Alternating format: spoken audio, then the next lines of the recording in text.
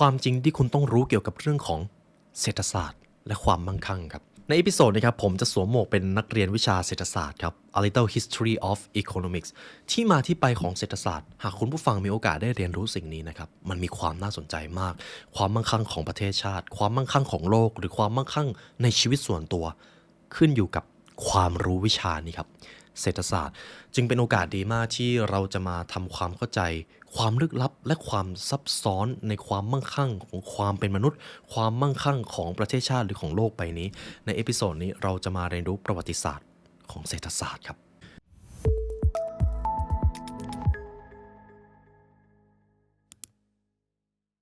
ตำราสู่ความสำเร็จและเนื้อหาพิเศษจากเรา The Library Premium Content รับชมทั้ง2ช่องทางได้แล้ววันนี้ทั้ง YouTube Membership และ www.thelibrarylearn.com เพราะการเรียนรู้จะทำให้คุณเป็นอิสระในเอพิโซดนี้ครับเราจะมาพูดถึงเรื่องของเศรษฐศาสตร์กันผมต้องบอกก่อนว่าเหตุผลที่ผมศึกษาเรื่องเศรษฐศาสตร์เป็นเพราะว่าผมเชื่อว่าสักวันหนึ่งผมจะต้องเอาความรู้ที่มีไปช่วยขับเคลื่อนและพัฒนาประเทศสักวันใดสักวันหนึ่งและเรื่องของเศรษฐศาสตร์ครับมันมีอิทธิพลที่สำคัญมาก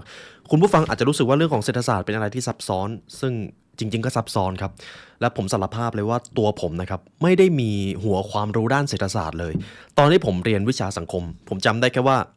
มันจะต้องมีที่ดินมีทุนแรงงานมีผู้ประกอบการเพื่อที่จะเอาไปสร้างธุรกิจหรือสร้างผลผลิตอะไรต่างๆนานาการบริหารประเทศก็จะต้องมีรูปแบบการปกครองไม่ว่าจะเป็นการปกครองแบบคอมมิวนิสต์หรือทุนนิยมอะไรทำนองนี้ครับผมจะมีความรู้แค่พื้นฐานเท่านั้นเอง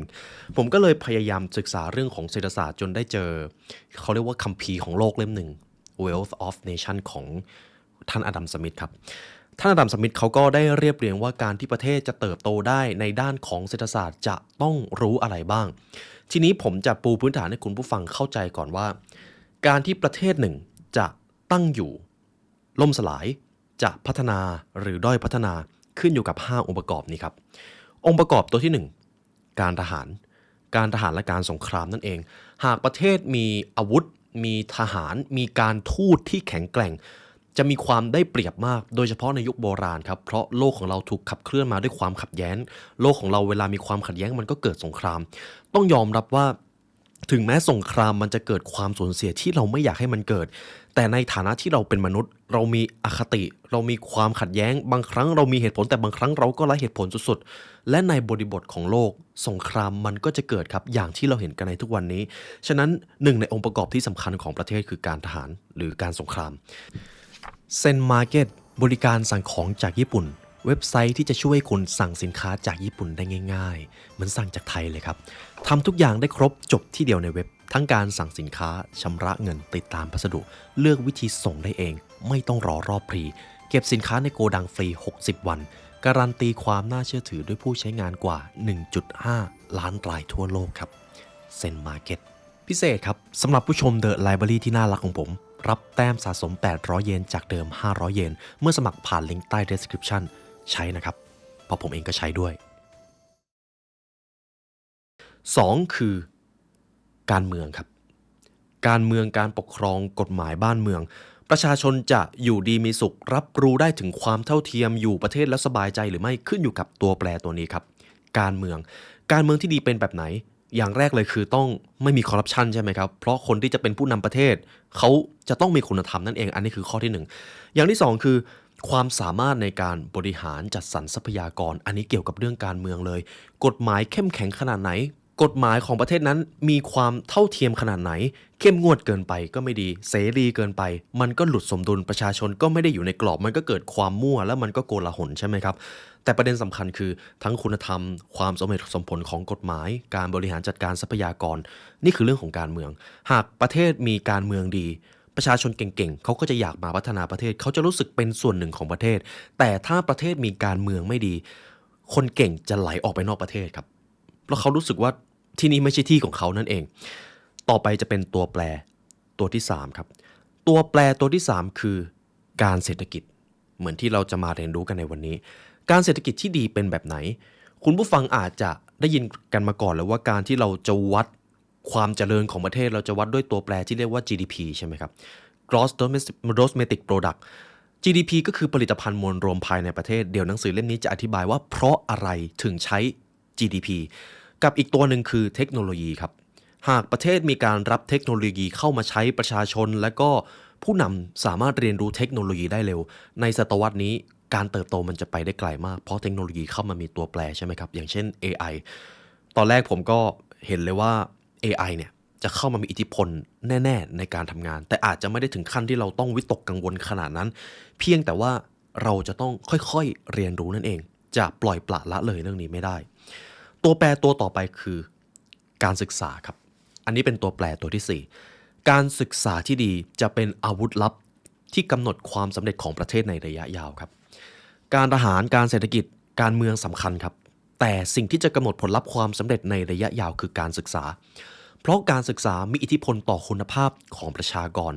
คุณภาพของประชากรขึ้นอยู่กับความคิดหากประชากรมีความคิดที่ดีมีหัวก้าวหน้าเมื่อเขาไปทำงานเขาจะทำงานด้วยวิสัยทัศน์เขาจะมีผลผลิตที่มีคุณภาพไม่ใช่ทำงานไปวันๆเมื่อประชากรมีความคิดที่ดีเวลาเขาไปทำธุรกิจเขาก็จะทำธุรกิจด้วยเจตนาที่ถูกต้องไม่ใช่การแสวงหาแต่ผลกำไรหรือเห็นแต่ผลประโยชน์ของตัวเองมันคือความรู้ครับหากประชากรมีความรู้วันหนึ่งเขาก็จะต้องไปทำงานให้บ้านเมืองเขาก็จะอุทิศตนเพื่อที่จะทำให้บ้านเมืองก้าวหน้านี่คือความสำคัญของการศึกษาครับสิ่งนี้แหละครับเป็นเหตุผลที่ว่าทำไมความรู้ถึงทำให้คนมีอิสรภาพในการใช้ชีวิตเพราะพอเรามีความรู้มากขึ้นเราจะกล้าคิดเราจะกล้าทำเราจะฝันใหญ่ขึ้นเราจะไม่มองว่าเราไม่เก่งแต่เรามองว่าเราสามารถพัฒนาได้นั่นแหละครับหากประชากรมีความคิดที่ก้าวหน้าประเทศก็จะก้าวหน้าไปด้วยเห็นอะไรไหมครับนี่คือความสำคัญของระบบการศึกษาระบบการศึกษาจึงเป็นตัวกำหนดผลลัพธ์ความสำเร็จระยะยาวและตัวที่ 5 คือภูมิศาสตร์ครับหากตัวแปร4ตัวแรกดีภูมิศาสตร์จะเป็นตัวสนับสนุนแต่ถ้าหากตัวแปร4ตัวแรกไม่ดีภูมิศาสตร์จะไม่ได้มีผลอะไรเลยหรืออาจจะเป็นผลเสียด้วยนะครับภูมิศาสตร์ที่ดีเป็นแบบไหนจะมีอยู่2อย่างอากาศกับอาหารครับภูมิศาสตร์ที่ดีจะต้องมีอากาศที่คนอยู่ได้หายใจได้ไม่มีฝุ่นจนเราอยู่ไม่ได้นั่นเองกับอาหารหากภูมิศาสตร์มีการเอื้ออำนวยในการผลิตอาหารเราจะได้เปรียบครับอย่างเช่นผมจะยกตัวอย่างประเทศไทยเลยเราปลูกอะไรก็ขึ้นใช่ไหมครับอาหารของเราเนี่ยถือว่าเป็นผลผลิตชั้นนำของประเทศเลยก็ได้ทุกคนเวลาพูดถึงอาหารก็จะบอกว่าเป็นอาหารไทยถ้าเป็นเพื่อนบ้านเราก็จะเป็นประเทศญี่ปุ่นใช่ไหมครับพอเรามีอาหารดีประชาชนก็ไม่จำเป็นต้องอดอยากใช่ไหมครับพอเขาไม่อดอยากเขาก็สามารถเอาหัวไปคิดเรื่องอื่นได้อย่างคำที่ว่ากองทัพต้องเดินด้วยท้องนั่นเองแล้วก็ต้องยอมรับว่าประเทศไหนที่ไม่สามารถผลิตอาหารเองได้โดยเฉพาะในเมืองหนาวอย่างเช่นรัสเซียในช่วงหน้าหนาวนี่คือทำอะไรไม่ได้เลยเขาจะเสียเปรียบมากในการสร้างผลผลิตทางอาหารพอประชาชนไม่มีอาหารเขาก็ต้องมาเริ่มคุ้นคิดแล้วว่าจะทำยังไงดีไม่มีอาหารกินพอเขาไม่มีอาหารกินเขาต้องทำยังไงครับเขาก็ต้องทำบางสิ่งบางอย่างที่พื้นที่ของเขาทำได้แล้วก็เอาไปแลกผลผลิตที่เป็นอาหารมาจากประเทศที่ทำอาหารได้นั่นเองมันเริ่มเป็นเศรษฐกิจนั่นเองครับฉะนั้นเรื่องของภูมิศาสตร์จะเป็นตัวขับเคลื่อนและเป็นแรงผลักดันเอาล่ะครับคุณผู้ฟังผมได้ปูพื้นฐานไปแล้วว่าประเทศจะตั้งอยู่หรือดับศูนย์ขึ้นอยู่กับ5องค์ประกอบนี้และในพาร์ทนี้ผมจะมาพูดถึงเรื่องของเศรษฐศาสตร์ครับเพราะจริงๆแล้วก่อนหน้านี้ผมก็พูดถึงเรื่องของการสงครามไประดับหนึ่งแต่อาจจะไม่ได้ลงลึกมากเอาล่ะครับและเราจะมาเข้าสู่เนื้อหาของเศรษฐศาสตร์กันเลย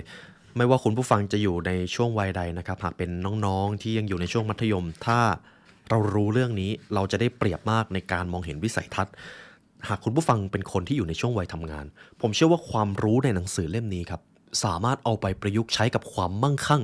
ทั้งในอาชีพของคุณหรือเมื่อคุณไปทำงานเป็นผู้นำบริหารองค์กรความรู้นี้จะทำให้คุณได้เปรียบครับหากพูดถึงเศรษฐศาสตร์เราก็จะต้องทำความเข้าใจนิยามของคำว่าเศรษฐศาสตร์ก่อนใช่ไหมครับคำว่าเศรษฐศาสตร์ในภาษาสากลคือ economics คำว่า eco คืออะไรครับประหยัดใช่ไหมครับดังนั้นนิยามของเศรษฐศาสตร์คือทฤษฎีที่จะบริหารทรัพยากรให้เกิดประโยชน์สูงสุดเท่านี้ก่อนครับนี่คือจุดประสงค์ในการเรียนรู้เศรษฐศาสตร์และเรื่องของเศรษฐศาสตร์ครับเป็นศาสตร์ที่ถ้าเทียบกับวิทยาศาสตร์เทียบกับการเมืองเศรษฐศาสตร์เป็นอะไรที่น่าจะใหม่ที่สุดแล้วมาจากการตีพิมพ์หนังสือความมั่งคั่งของชาติหรือ The Wealth of Nation ในปีคศ1776ของอดัมสมิธครับนี่คือจุดเริ่มต้นของเศรษฐศาสตร์สมัยใหม่ ก่อนที่จะมีอดัมสมิธนะครับก่อนหน้านั้นเราก็ถกเถียงกันเลยว่าเฮ้ยเศรษฐศาสตร์มันควรจะเป็นแบบไหนหากเราเอาอันนั้นไปแลกอันนี้เราจะตีราคาอย่างไรหากเราขอเงินคนนี้หากคนนั้นมายืมเงินเราแล้วเขาไม่คืนเราจะคิดมูลค่าอะไรยังไงเราถกเถียงกันมานานมากแล้วครับไปจนถึงว่าหากเราจะวัดความมั่งคั่งของคนคนหนึ่งเราควรจะวัดที่อะไรความสามารถของเขาหรือทรัพย์สินที่เขามีแล้วทรัพย์สินที่เขามีนั้นมันควรจะเป็นเงินหรือเป็นสิ่งของที่เขาเก็บไว้ในบ้านเกิดการตั้งคำถามนะครับแต่นี่แหละครับคือ critical thinking ที่เรามีกันมานานแล้วทีนี้ผมจะมาเริ่มที่บทนี้ครับเป็นเพนพอยต์ของเราส่วนที่1สมองที่เยือกเย็นและหัวใจที่อบอุ่นการที่คุณผู้ฟังกำลังฟังคลิปของผมอยู่คุณมีสถานะพิเศษมากนะครับอย่างแรกเลยคือคุณสามารถเข้าถึงอินเทอร์เน็ตได้ในขณะที่ยังมีคนอีกหลายล้านคนบนโลกเข้าไม่ถึงอย่างที่2คุณเข้าถึงความรู้ได้ในขณะที่คนอื่นอาจจะมีโทรศัพท์อาจจะมีอินเทอร์เน็ตแต่ใช้เวลาไปกับสิ่งที่มันไม่ได้เกิดประโยชน์ตอนนี้คุณอยู่ในสถานะพิเศษ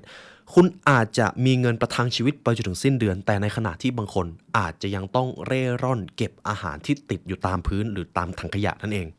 และที่สำคัญผมเชื่อว่าหลายท่านที่ฟังผมอยู่มีเงินเหลือพอที่จะซื้อหนังสือได้หรือถึงคุณจะมีหนังสืออยู่ในมือหนังสือมันจะไม่มีประโยชน์อะไรเลยถ้าคุณ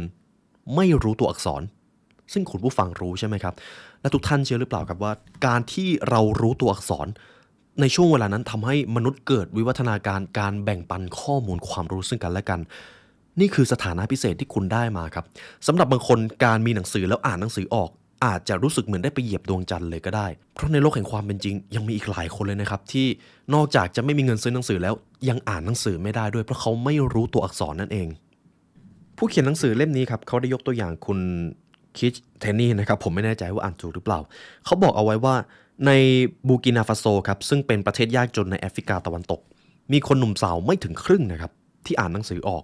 และถ้าคุณเป็นเด็กผู้หญิงคุณก็จะยิ่งเหลือแค่1 ใน 3เท่านั้นที่อ่านออกแทนที่จะได้เรียนเลขหรือคณิตศาสตร์แต่เด็กสาววัย12 ปีในประเทศนั้นจะต้องใช้เวลาทั้งวันไปกับการแบกน้ำเป็นถังกลับที่พักอาศัย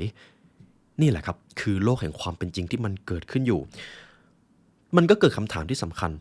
ทำไมความมั่งคั่งในแต่ละดินแดนมันไม่เท่ากัน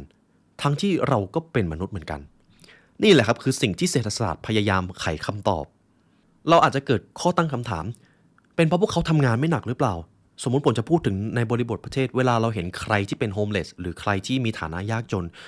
ก็อาจจะมีบ้างที่เราตัดสินว่าเอ้ยเขาไม่ทำงานนี่เขาทำงานไม่หนักเขาอาจจะไม่ได้มีประสิทธิภาพในการทำงานมันจริงหรือเปล่าหากเป็นแบบนั้นจริงๆนั่นหมายความว่าคนที่ทำงานหนักก็ต้องรวยสิแต่ก็ไม่ใช่ทุกคนใช่ไหมครับนี่แหละครับคือสิ่งที่เศรษฐศาสตร์จะช่วยแสดงให้เราเห็นว่าทำไมการขี้เกียจหรือการไม่ทำงานหนักอาจจะไม่ใช่ปัจจัยที่ทำให้เขายากจนเพียงอย่างเดียวมันมีส่วนครับแต่ไม่ใช่ทั้งหมดหากเราดูถึง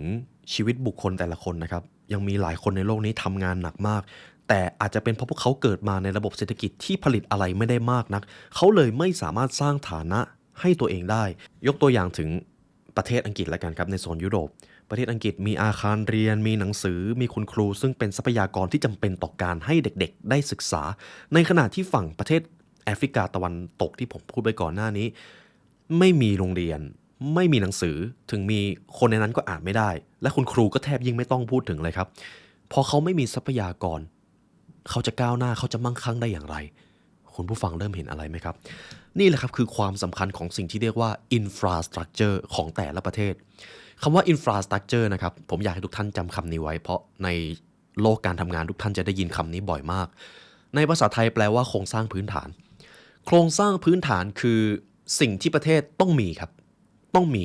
อย่างเช่นการคมนาคมต้องมีอะไรครับมีถนนใช่ไหมครับมีรถต้องมีอะไรครับมีปั๊มน้ำมันหรือในเรื่องของการศึกษาต้องมีอะไรครับ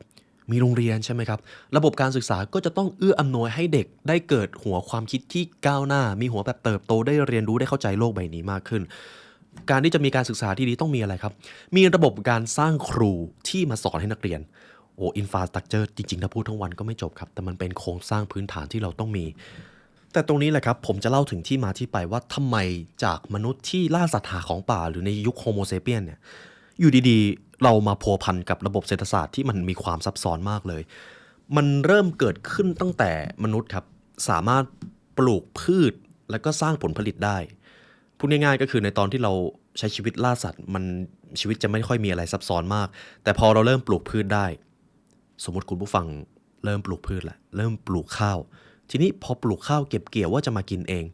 อ้าวข้าวเหลือเอาไปทำอะไรดีเอาไปแลกของบางอย่างดีกว่าเริ่มเกิดอะไรครับเริ่มเกิดการแลกเปลี่ยนเอาข้าวไปแลกดีกว่าอยากได้หอกเอาข้าวที่มีไปแลกหอกแล้วมันจะต้องใช้ข้าวกี่กระสอบกับการแลกหอกสักอันหนึ่ง2กระสอบแล้วกันทีนี้มันก็จะเริ่มไม่มีปัญหาอะไรครับแต่พอแลกไปแลกมาต้องการหอก100อันแล้วต้องใช้ข้าวกี่กระสอบวะเนี่ยตอนแรก2กระสอบถ้าต้องการแลกหอก100อันก็จะต้องเอาข้าวไป200กระสอบแบกไปยังไงดี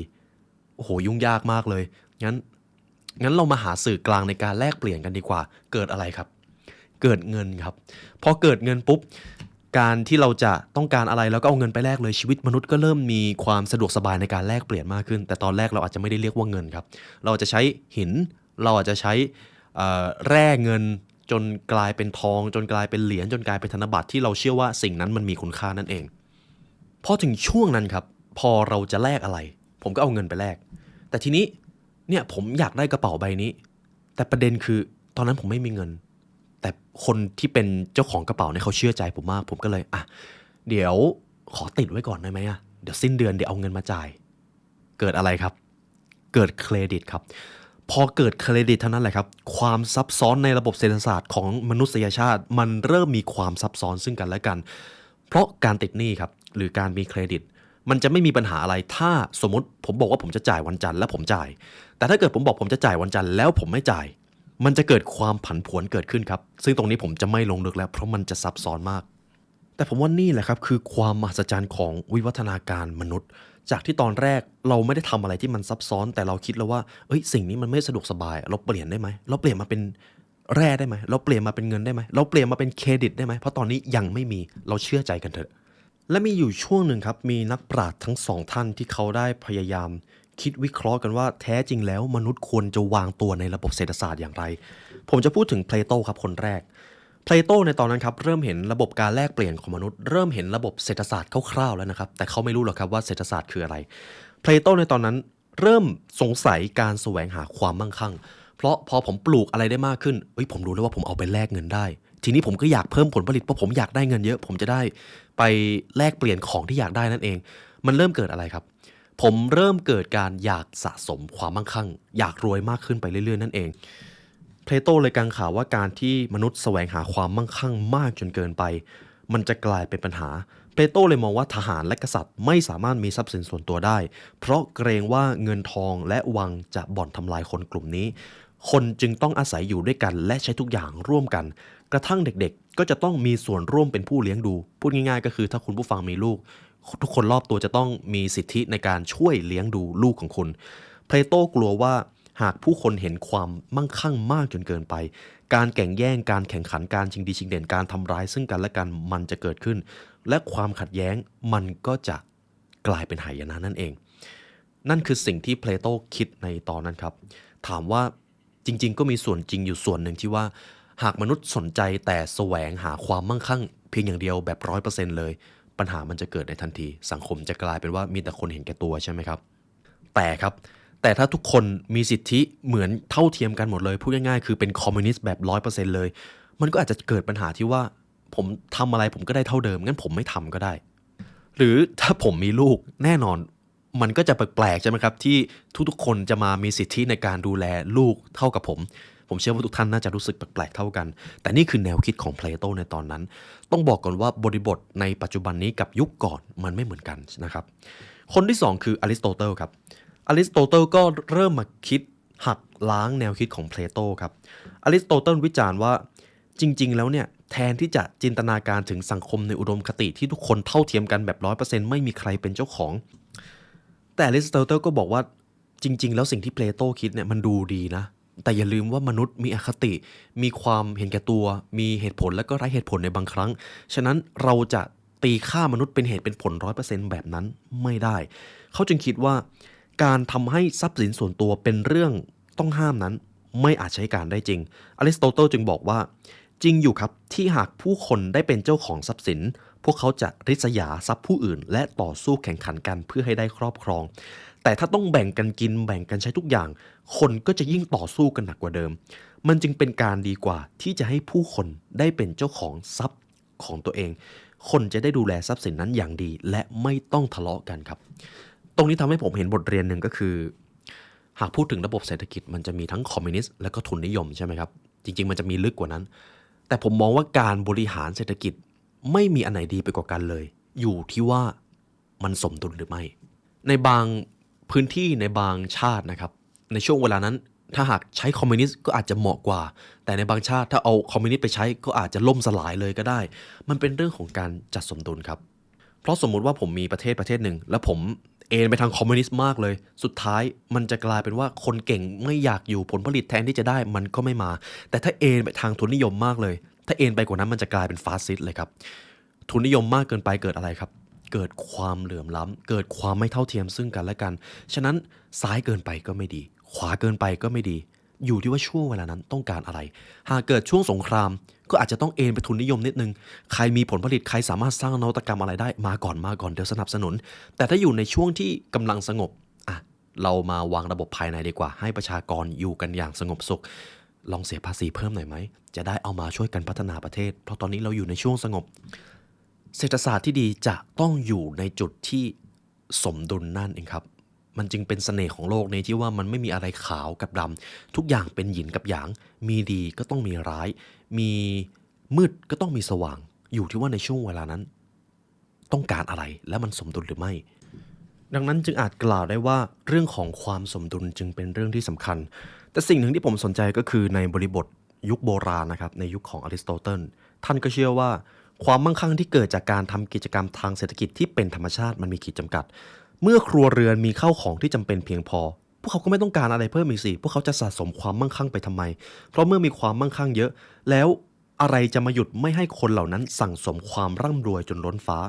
แน่นอนว่ามันไม่มีเว้นแต่ความเสี่ยงที่คุณจะเสียคุณธรรมและปัญญาของตัวเองไปแต่สิ่งหนึ่งที่เลวร้ายยิ่งกว่าการเก็บผลผลิตเพื่อสั่งสมกองเหรียญกษาตร์คือการใช้เงินมาต่อเงินตอนนั้นอริสโตเติลคิดแบบนี้เลยครับสมมุติคุณผู้ฟังมีผลผลิตอยู่เอาไปขายได้เงินมีเงินเยอะเอาไปทำอะไรดีไปให้ยืมดีไหมแล้วก็คิดดอกเบี้ยนี่ก็คือระบบที่เราใช้กันในปัจจุบันใช่ไหมครับการกู้หนี้ยืมสินนั่นเองแต่ในตอนนั้นอริสโตเติลบอกเลยว่าการทำแบบนั้นเป็นการทำลายสติปัญญาความเป็นมนุษย์อย่างยิ่งเงินมันมีประโยชน์ใช้สอยตามธรรมชาติเป็นสื่อกลางในการแลกเปลี่ยนการนำเงินมาต่อเงินด้วยการให้คนอื่นกู้เงินแบบคิดราคาดอกเบี้ยถือเป็นกิจกรรมทางเศรษฐกิจที่ผิดธรรมชาติที่สุดเท่าที่จะเป็นไปได้นี่คือความคิดในคนยุคนั้นนะครับแต่แล้วเมื่อเกิดโลกาภิวัตน์ครับผมไม่แน่ใจว่าในตอนนั้นสิ่งที่อริสโตเติลคิดอาจจะถูกในยุคของเขาก็ได้แต่ถ้าในยุคนี้ยุคที่เกิดนวัตกรรมยุคที่เกิดการเปลี่ยนผ่านทางเทคโนโลยียุคที่จะต้องใช้เงินทุนมหาศาลในการสร้างสิ่งที่มันยิ่งใหญ่บางแนวคิดของอริสโตเติลอาจจะเขาเรียกว่าหมดอายุไปแล้วก็ได้ครับ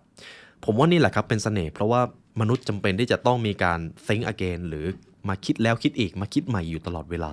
แต่ผมว่าสิ่งหนึ่งที่น่าทึ่งในสิ่งที่ท่านอริสโตเติลได้คิดคือคุณผู้ฟังจำได้ไหมครับหากมนุษย์มีเงินแล้วสั่งสมความมั่งคั่งมากจนเกินไปแล้วเกิดมนุษย์อยากเอาเงินไปปล่อยให้คนอื่นกู้แล้วก็คิดดอกเบี้ยมันเหมือนจะไม่มีอะไรครับแต่ครับคุณผู้ฟังยังจำได้ไหมครับว่าทุกอย่างหากมันอยู่ในจุดที่เสียสมดุลมันจะส่งผลเสียทุกท่านยังจำวิกฤตซับไพรม์ได้ไหมครับวิกฤตซับไพรม์ก็คือธนาคารปล่อยกู้ให้กับลูกหนี้ที่เหมือนจะไม่ได้มีประสิทธิภาพตามมาตรฐานแต่ยอมปล่อยกู้ให้นั่นแหละครับเมื่อสมมุติผมมีความมั่งคั่งและผมปล่อยกู้แต่อีกฝ่ายหนึ่งไม่สามารถคืนหนี้ผมได้เศรษฐกิจจะเกิดวิกฤตครับมันจะล่มสลายเลยดังนั้นการปล่อยกู้หนี้ยืมสินมันอาจจะมีข้อดีของมันแต่ถ้าหากมันมากเกินไปมันจะกลายเป็นหายนะอย่างที่ท่านอริสโตเติลได้บอกไว้นั่นเองทีนี้ครับหลังจากยุคของเพลโตและก็อริสโตเติลผมก็จะข้ามมาเลยว่ามันเกิดวิวัฒนาการอะไรบ้างในยุคนั้นยุคกรีกก็เริ่มล่มสลายแนวคิดต่างๆนานาก็เริ่มผันเปลี่ยนไปตามธรรมชาติและตามกาลเวลาจนมาถึงจุดหนึ่งคุณผู้ฟังสังเกตไหมครับมันจะมีอยู่ยุคหนึ่งที่ว่าหากเราต้องการวัดความมั่งคั่งของประเทศหรือของบุคคลเราดูที่อะไรครับทรัพย์สมบัติใช่ไหมครับมันมาจากไหน แทนที่เราจะมองว่าความมั่งคั่งของคนคนหนึงเป็นความสุขได้ไหมเป็นอาหารที่เขาได้กินในแต่ละวันได้ไหมเป็นความสมบูรณ์พูนสุขทางด้านร่างกายและจิตใจได้หรือเปล่าไม่ครับมนุษย์วัดที่ทรัพย์สินเงินทองคำถามคือเป็นเพราะอะไรนักเศรษฐศาสตร์สมัยใหม่ครับเขาเริ่มพยายามหาคำตอบเรื่องนี้แล้วก็ได้ค้นพบสิ่งหนึ่งที่เรียกกันว่าพาณิชย์นิยม มีอยู่ยุคหนึ่งครับที่มนุษย์เริ่มเกิดการก่อสงครามเกิดการล่าอาณานิคมกันในช่วงอาณาจักรสเปนอังกฤษฝรั่งเศสก็มีการล่าอาณานิคมกันแหละครับพอเขาล่าอาณานิคมสิ่งหนึ่งที่เขาจะขนมาให้มากที่สุดก็คือทรัพย์สมบัติของอีกประเทศหรืออีกจักรวรรดิหนึ่งทองคำเครื่องนุ่งห่มทรัพย์สมบัติต่างๆนานาเครื่องเงินเครื่องทองแหวนเพชรนะครับ ยุคนั้นแหละครับเป็นยุคแรกเริ่มที่มนุษย์เริ่มหมกมุ่นกับทองคำแทนที่จะให้ความสำคัญกับสินค้าที่จำเป็นต่อการดำรงชีพทุกวันนี้เราจึงวัดความร่ำรวยของแต่ละชาติด้วยการดูว่าธุรกิจของชนชาตินั้นผลิตอาหารเครื่องนุ่งห่มและสินค้าอื่นๆได้มากแค่ไหนจนกลายเป็นการวัด GDP นั่นเองนี่คือที่มาที่ไปครับ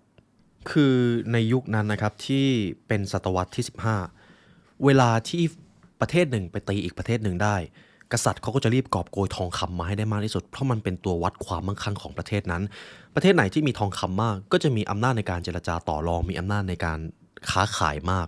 และในยุคนั้นเป็นยุคที่เวลาต้องการแลกเปลี่ยนอะไรครับก็จะต้องเอาทองคำไปแลกสมมุติผมจะซื้อของจากอีกประเทศหนึ่งผมต้องเอาทองของผมไปแลกใช่ไหมครับแต่ครับเกิดผมเอาทองของผมไปแลกเพียงอย่างเดียวเลยอีกไม่นานทองของผมต้องหมดแน่ๆแล้วผมทำยังไงดี อ๋อผมก็จะต้องให้ประเทศอื่นยอมเอาทองมาให้ผมด้วยเกิดอะไรครับเกิดการค้าระหว่างประเทศพอมันมีการแลกเปลี่ยนระหว่างประเทศเกิดอะไรขึ้นครับเกิดคำว่าดุลการค้าเกิดขึ้นครับขาดดุลก็คือนำเข้ามากกว่าส่งออกเกินดุลก็คือส่งออกมากกว่านำเข้าแต่กว่าจะมีการแลกเปลี่ยนครับตอนนั้นเขาพยายามหาคำตอบว่าการที่เราเอาทองไปแลกเปลี่ยนสิ่งของเนี่ยมันจะทำให้ทองคำในคลังมันหายไปหรือเปล่า เพราะชาติหนึ่งจะมั่งคั่งได้มันต้องมีทองคำในคลังพอสมควรเลยนะถ้าอย่างนั้นเราเอาทองคำมาแลกเปลี่ยนกันภายในประเทศมันก็เพียงพอแล้วไม่ใช่หรอจนมีหนังสือเล่มหนึ่งครับชื่อว่า Architraves of the Canker of England's Commonwealth เขาบอกว่าในสายตาของผู้เขียนครับมีนามว่ามาริเนสในตอนนั้นโรคร้ายของเศรษฐกิจของประเทศอังกฤษในตอนนั้นคือการที่อังกฤษซื้อสินค้าจากต่างชาติมากจนเกินไปและขายสินค้าให้ต่างชาติน้อยจนเกินไป คนในประเทศอังกฤษใช้ทองคำซื้อไวน์จากฝรั่งเศสและได้ทองคำจากการขายขนสัตว์ให้คนฝรั่งเศสฉะนั้นเมื่ออังกฤษซื้อสินค้าจากต่างชาติจำนวนมากแต่ไม่ได้ขายสินค้าของตัวเองให้ต่างชาติปริมาณทองคำจึงลดลงมันจึงกลายเป็นทฤษฎีและมันเป็นนโยบายของประเทศต่อไปครับมันกลายเป็นว่าอังกฤษจึงเลือกใช้นโยบายที่ว่าห้ามเอาทองคำออกจากคลังเด็ดขาดเช่นประเทศสเปนในยุคนั้นครับ ประเทศสเปนจะลงโทษการนำทองคำและเงินออกจากประเทศด้วยการประหารชีวิตเลยนะครับพูดง่ายๆก็คือจะไม่มีการแลกเปลี่ยนระหว่างประเทศเลยคุณผู้ฟังคิดว่ามันจะเกิดอะไรขึ้นครับมันเหมือนจะดีครับทองคำอยู่ในคลังประเทศก็มีความมั่งคั่งไม่ใช่หรอแต่ครับมันจะเกิดความถดถอยในด้านวิวัฒนาการและเศรษฐกิจอย่างไม่น่าเชื่อครับเพราะในแต่ละประเทศจะมีจุดเด่นใช่ไหมครับอย่างประเทศนั้นทำอาหารเก่งสามารถปลูกอะไรก็ขึ้นอย่างประเทศผมสามารถทำผ้าทำเสื้อผ้าได้ดี หากผมจะต้องผลิตทุกอย่างเองในประเทศเลยหากเทียบกับการที่คุณมีจุดเด่นในการผลิตอาหารผมขอแลกกับคุณได้ไหมแบบนี้มันจะดีกว่าครับมันกลับกลายเป็นว่าพอผมเก็บความมั่งคั่งไว้ที่ประเทศตัวเองอยากได้อะไรต้องทำเองประเทศมันจะเติบโตได้ช้ามากเพราะในแต่ละประเทศจะมีข้อจำกัดในแบบที่เขามีครับอย่างบางประเทศปลูกข้าวยากอย่างบางประเทศมีแต่ภูเขาจะทำธุรกิจจะเดินทางอะไรก็ยากไปหมดเลยแต่อยู่ใกล้ทะเลก็เลยสามารถทำการค้าในการเดินเรือได้ง่ายมันเป็นความแตกต่างทางด้านภูมิศาสตร์นั่นเองแล้วก็ได้ข้อสรุปว่าสิ่งที่มาริเนสเขียนในหนังสือที่ว่าเราควรเก็บความมั่งคั่งไว้ในประเทศสิใช้ไม่ได้ครับเขาได้ทดลองแล้วก็รู้ว่ามันมีผลเสียมากเกินไปจนแล้วจนรอดครับเวลาผ่านไปเรื่อยๆเขาได้ค้นพบว่าวิธีที่ดีที่สุดที่อังกฤษควรใช้เพื่อเพิ่มปริมาณทองคำไม่ใช่การจำกัดการไหลออกของทองคำหรือการขโมยสมบัติจากเพื่อนต่างชาติหากแต่เป็นการขายสินค้าของตัวเองให้แก่ต่างชาติให้มากที่สุดมากกว่าการที่จะรับสินค้าของต่างชาติเข้ามานั่นอาจจะเรียกได้ว่าเป็นยุคแห่งพาณิชย์นิยมก็ว่าได้ครับในศตวรรษที่16จึงเกิดการแลกเปลี่ยนวัฒนธรรมจะเกิดการแลกเปลี่ยนสินค้าหากคุณผู้ฟังอยู่ในเขตทะเลของยุโรปในตอนนั้นนะครับ เรือสำเภาจะแล่นไปทั่วเลยครับแล่นไปเพื่อที่จะแข่งขันกันเป็นเจ้าแห่งการค้าในยุคนั้นนะครับเป็นยุคที่อาจจะเรียกได้ว่าเราเริ่มทำสงครามทางเศรษฐกิจกันแล้วพอเกิดการแข่งขันทางเศรษฐกิจสิ่งแรกที่ต้องทำให้ได้คือเราจะต้องเพิ่มผลผลิตเยอะๆนั่นหมายความว่าเราจะต้องเอาแรงงานที่มีในประเทศเนี่ยมาช่วยกันสร้างผลผลิตคนเริ่มมีงานทำคนเริ่มทำงานเพื่อที่จะแลกเป็นเงินไม่ได้แลกเป็นอาหารแล้วครับทีนี้พอเศรษฐกิจมันขยายใหญ่ขึ้นอยากได้ผลผลิตเพิ่มอีกแต่ประชากรน้อยเกิดอะไรขึ้นครับเกิดการยืมแรงงานจากต่างประเทศมาเกิดยุคที่ว่าการพาชาวแอฟริกันหลายล้านคนมาเป็นทาสแล้วก็มาทำงานในทวีปอเมริกาครับทีนี้ผมจะให้คุณผู้ฟังมาตั้งคำถามกันในตอนนั้นเขาเริ่มมองแล้วว่าการที่จะเอาส่งออกมากกว่านำเข้าเนี่ยคือวิธีที่ดีที่สุดพูดได้อีกอย่างก็คือนักพาณิชย์นิยมมองเลยว่าการนำเข้าสินค้าจากประเทศอื่นมันเป็นเรื่องเลวร้ายการส่งออกมันดีที่สุดแล้วพยายามส่งออกให้เยอะกว่านำเข้าแต่ทว่าครับหากถามกับนักเศรษฐศาสตร์ในปัจจุบันเขาจะมองว่าความคิดนี้มันไม่เข้าท่ามุมมองในสมัยนั้นคือหากอังกฤษขายตะปูให้ชาวดัตช์อังกฤษก็จะได้ประโยชน์เพราะได้ทองคำมาใช่ไหมครับแต่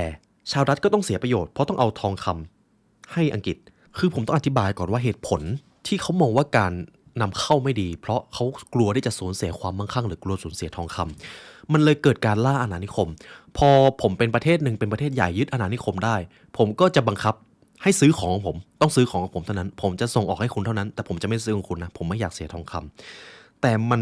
จริงๆหากมองในแง่มุมของการร่วมมือครับอังกฤษขายตะปูให้ชาวดัตช์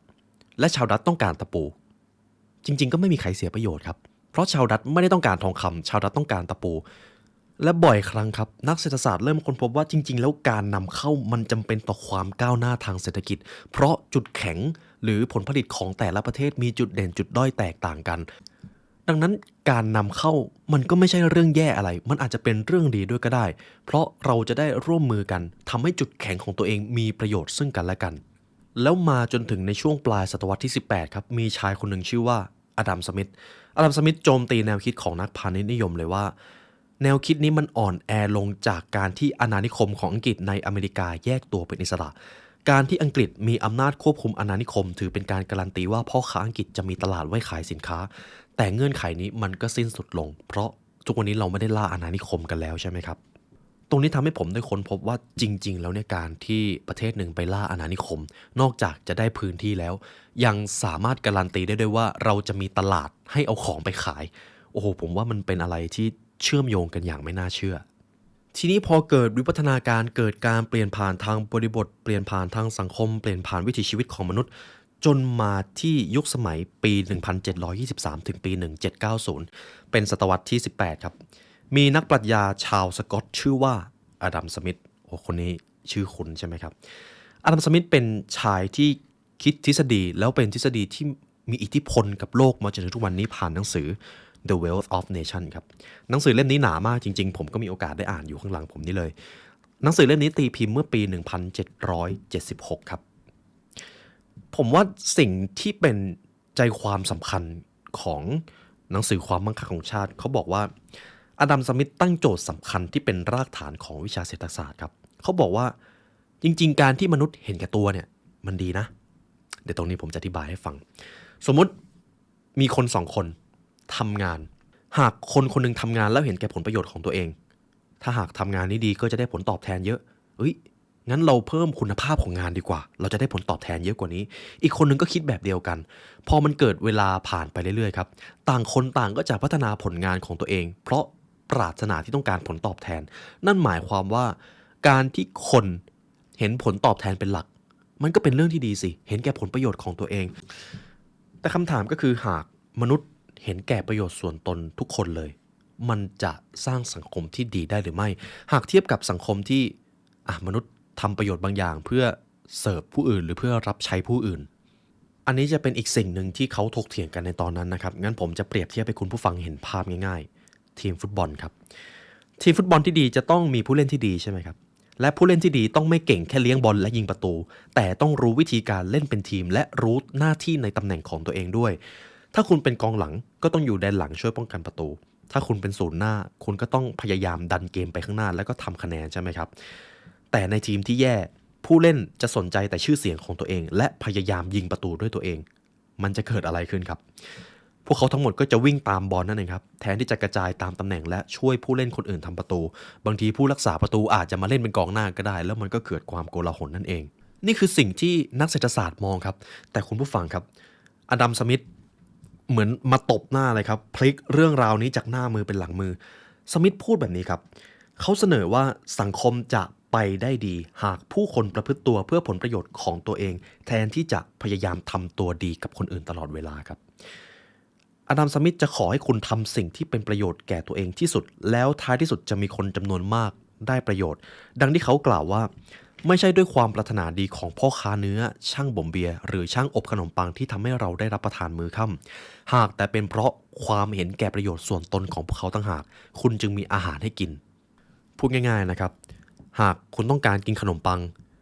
คุณมีอาหารจากช่างอบขนมปังกินเป็นมื้อเย็นไม่ใช่เพราะช่างอบขนมปังเป็นคนใจดีแต่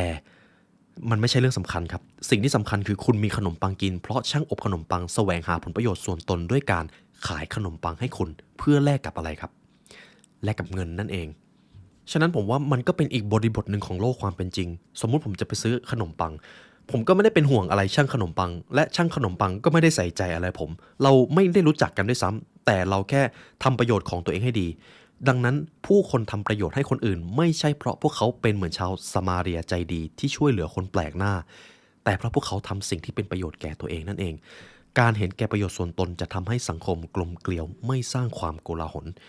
อันนี้ก็เป็นอีกทฤษฎีหนึ่งที่อยู่ใน The Wealth of Nation นะครับและหลังจากนั้นจุดที่สนใจก็คือผมจะย้อนกลับไปที่ช่างอบขนมปังก่อนสมมติว่าผมเป็นช่างอบขนมปังครับผมจะอบกี่แถวผมจะอบกี่ชิ้นอะไรเป็นสิ่งที่มาชี้แนะผมเหมือนจะไม่มีใช่ไหมครับแล้วคุณผู้ฟังจะใช้เงินเท่าไหร่ในการซื้อขนมปังก็ขึ้นอยู่กับว่าผมตั้งราคาอย่างไรและผมก็ไม่สนด้วยว่าวันนี้ผมจะต้องทำกี่ชิ้นอยู่ที่ว่าขายหมดก็หมดไม่หมดก็ไม่หมดแต่ถ้าหากผมทำมาเยอะแล้วขายไม่หมดงั้นวันพรุ่งนี้ผมก็ต้องทำน้อยลงคุณผู้ฟังเริ่มเห็นบางสิ่งบางอย่างมากำหนดปริมาณที่ผมทำไหมครับนี่คือสิ่งที่เรียกว่ามือที่มองไม่เห็นครับหากในบริบทที่มันใหญ่มากขึ้นทำไมในร้านจะต้องมีกล่องนมเท่านี้วางไว้อยู่ทำไมในร้านมีขนมยี่ห้อนี้แล้วก็มีขนมอีกยี่ห้อหนึ่งวางคู่กันทำไมเขาถึงแข่งกันรัฐบาลไปบังคับให้พวกเขามาแข่งกันหรือเปล่าก็ไม่ทำไมผลิตภัณฑ์ช่วงนี้ขายดีแล้วเจ้าอื่นๆก็เริ่มมาเล่นกันยกตัวอย่างเป็นแซนด์วิชแล้วกันครับช่วงนี้แซนด์วิชขายดีมากเลยผู้ประกอบการเห็นว่า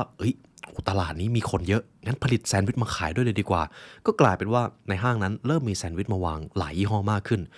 ถามว่ารัฐบาลได้ไปสั่งไหมไม่มีใครไปบังคับให้พวกเขาผลิตแซนด์วิชหรือเปล่าก็ไม่แต่มันเป็นเพราะอุปสงค์และอุปทานสิ่งนี้แหละครับที่อดัมสมิธเขาบอกว่าเป็นมือที่มองไม่เห็นมันเป็นบางสิ่งบางอย่างที่เป็นกลไกคอยควบคุมเศรษฐศาสตร์หรือเศรษฐกิจในโลกอยู่ตลอดเวลาซึ่งสมิธก็ได้ค้นพบว่าการแลกเปลี่ยนแบบนี้ครับก่อให้เกิดผลลัพธ์ประการหนึ่งผู้คนจะเกิดความชำนาญเฉพาะทางครับ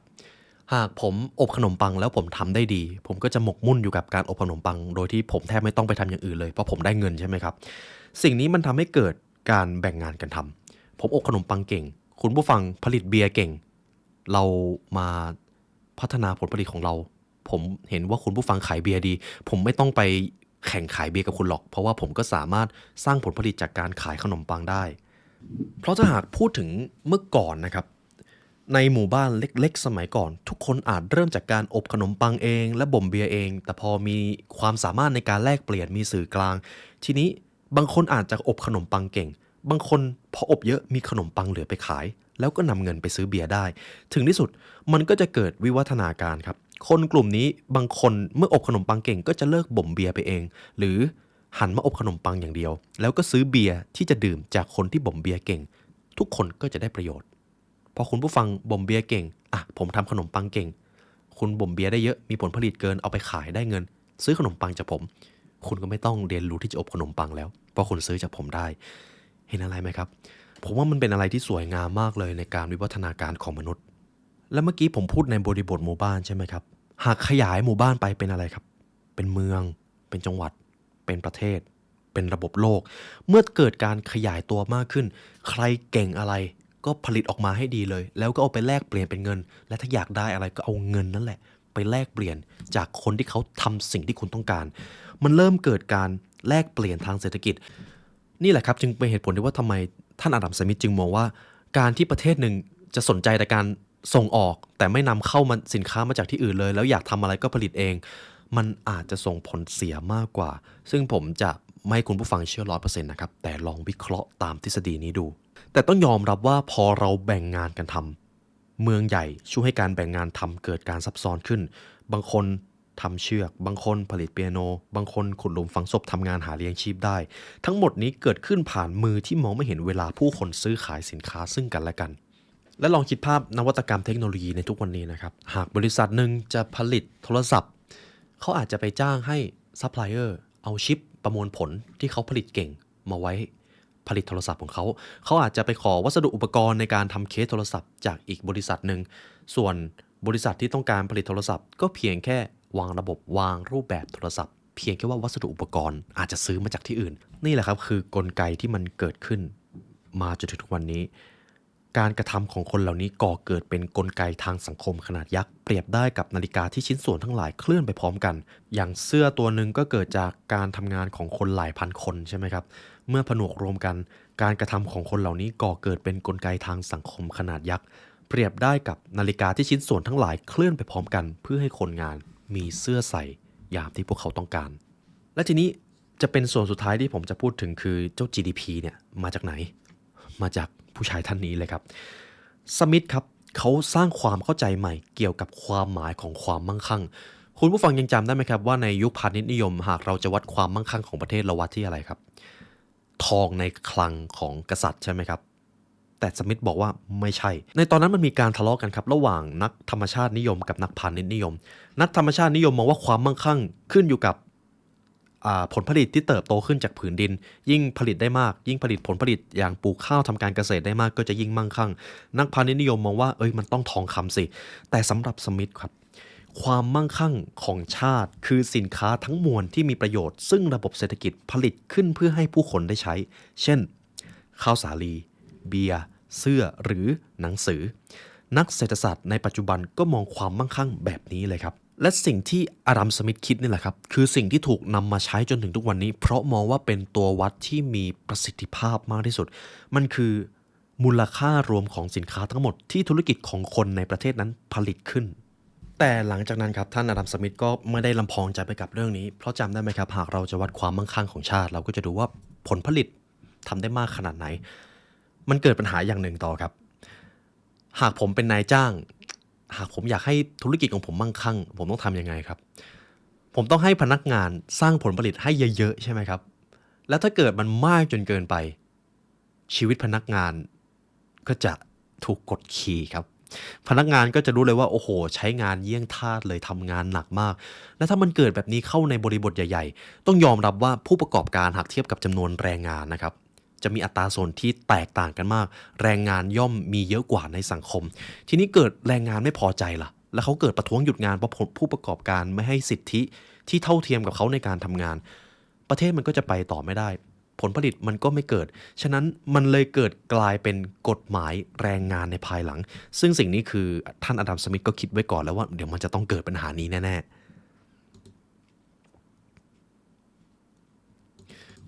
ในยุคนั้นมันมีปัญหาถึงขนาดที่ว่าสมมตินายจ้างสร้างผลผลิตให้ทีมงานสร้างผลผลิตแล้วได้ผลกำไรมาเยอะเห็นแรงงานเห็นโอ้โหเนี่ยปีนี้ได้รายได้เยอะทำไมไม่เอามาแบ่งบ้างอะทำไมเก็บไว้คนเดียวตลอดเลยใช้งานพวกเรายิ่งท่าทำไมเราถึงต้องรับเงินเดือนเท่านี้ด้วยเกิดการทะเลาะกันครับแล้วตรงนี้แหละครับกว่าจะหาจุดลงตัวได้โอ้โหมันมีการหาข้อโต้แย้งกันมานานมากเรื่องนี้ความมั่งคั่งใหม่ที่เกิดขึ้นจะถูกแบ่งสรรระหว่างคนงานกับนายจ้างอย่างไรระบบเศรษฐกิจแบบใหม่สร้างให้ทั้งความขัดแย้งและความกลมเกลียวในเวลาเดียวกันแต่ต้องยอมรับว่าสิ่งที่ท่านอาดัมสมิธได้เรียบเรียงและเขียนออกมามันทำให้เกิดสิ่งหนึ่งที่เรียกว่าทุนนิยมครับทุนนิยมก็คือการมีทุนเยอะย่อมได้เปรียบคนควรที่จะสร้างผลผลิตให้เยอะๆเพื่อที่จะแข่งขันซึ่งกันและกันเราวัดกันที่ทุนผมจะจบพาร์ทนี้ไว้ที่เท่านี้ก่อนเพราะพาร์ทหน้าหากพูดถึงทุนนิยมมันก็จะมีขั้วตรงข้ามของทุนนิยมนั่นคือ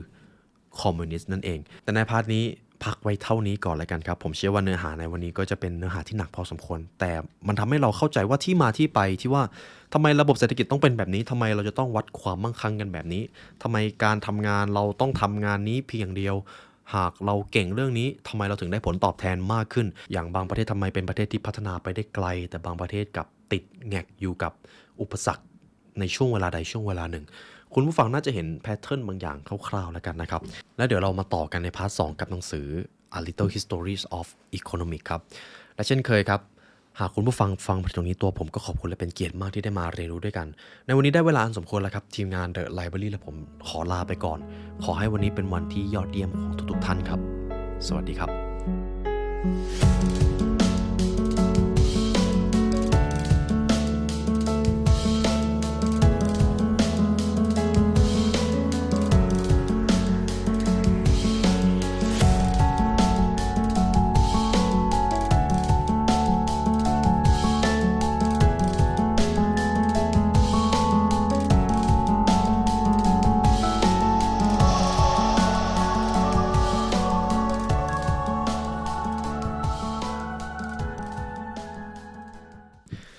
เซ็นมาร์เก็ตบริการสั่งของจากญี่ปุ่นเว็บไซต์ที่จะช่วยคุณสั่งสินค้าจากญี่ปุ่นได้ง่ายๆเหมือนสั่งจากไทยเลยครับทำทุกอย่างได้ครบจบที่เดียวในเว็บทั้งการสั่งสินค้าชำระเงินติดตามพัสดุเลือกวิธีส่งได้เองไม่ต้องรอรอบพรีเก็บสินค้าในโกดังฟรี60วันการันตีความน่าเชื่อถือด้วยผู้ใช้งานกว่า 1.5 ล้านรายทั่วโลกครับเซ็นมาร์เก็ตพิเศษครับสำหรับผู้ชม The Library ที่น่ารักของผมรับแต้มสะสม800เยนจากเดิม500เยนเมื่อสมัครผ่านลิงก์ใต้ description ใช้นะครับเพราะผมเองก็ใช้ด้วย